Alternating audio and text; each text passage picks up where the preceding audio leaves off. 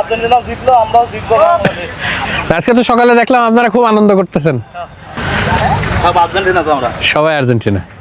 যেমনটা শুনছিলেন, সকালে মাঠকর্মীরা যারা ছিলেন তারাও আর্জেন্টিনার জয়টা অনেক আনন্দ করে উপভোগ করেছেন এবং অস্ট্রেলিয়া দলের যিনি আজকে প্রেস মিট করতে এসেছিলেন, আজকের অভিষিক্ত ক্রিকেটার, তাকেও আসলে প্রশ্নটা করা হয়েছিল যে আর্জেন্টিনার ম্যাচটা দেখেছেন কিনা। যদিও অস্ট্রেলিয়া নিজেরাই বিশ্বকাপে খেলছে, তাই আলাদা করে আর্জেন্টিনার ম্যাচ তাদের দেখার কথা না, তারপরেও প্রশ্নটা ছিল। কিন্তু মানে ওই যে লিওনেল মেসির 3 গোলের গল্প, এটা আসলে কে না দেখতে চায়, কে না বলতে চায়।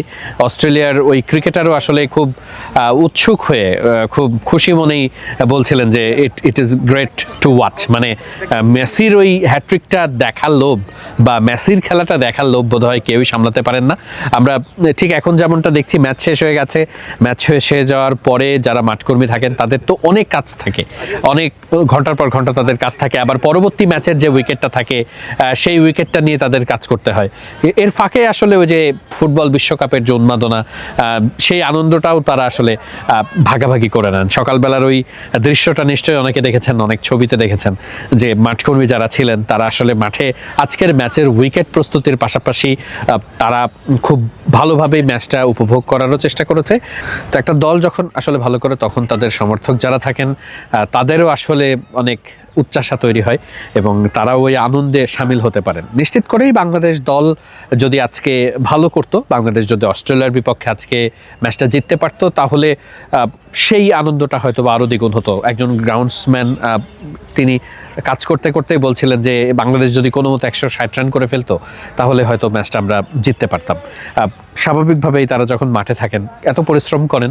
আমরা সিলেটের আগে কয়েকজন গ্রাউন্ডসম্যানের সঙ্গে কথা বলেছিলাম, গত সিরিজের শেষেই হয়তো দেখেছেন, যে তারা বলছিলেন যে বাংলাদেশ যখন জেতে তখন সব ধরনের কষ্ট পানি হয়ে যায়।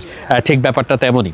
তারা আসলে সকালের আনন্দটা তারা আরও সেলিব্রেট করতে পারতেন যদি বাংলাদেশ এখন জিততো। তবে যেহেতু সিরিজের শেষ না, সিরিজের এখনও 2টো ম্যাচ বাকি আছে এবং বাংলাদেশ খুব বড় কোনো মিস্টেক বা ভুল করেছে তা নয়, ব্যাটিং একটু স্লপি হয়ে গেছে। সেই জায়গা থেকে বাংলাদেশ যদি শুধরে নিতে পারে তাহলে আগামী যে ম্যাচটি রয়েছে 2 দিন বাদেই, সেই ম্যাচে বাংলাদেশ সিরিজে ফিরতে পারবে এবং একটা ম্যাচ জিতে গেলে তখন আসলে কিন্তু সিরিজ সমতা হয়ে গেলে শেষ ম্যাচটা যে কারোরই হতে পারে। তাই সেই ধরনের পরিস্থিতিতেই বাংলাদেশ যাবে, সেটি প্রত্যাশিত। আর চট্টগ্রামের সাগরিকায় বাংলাদেশ গত কয়েকটা সিরিজ, হোম সিরিজ কিন্তু টি-20 টানা খেলছে। তাই টি-20 লম্বা সময় ধরে একই মাঠে বারবার খেলার কারণে বাংলাদেশের খুব ভালো অভিজ্ঞতা আছে যে এই মাঠে কী ধরনের ক্রিকেটটা খেলতে হবে।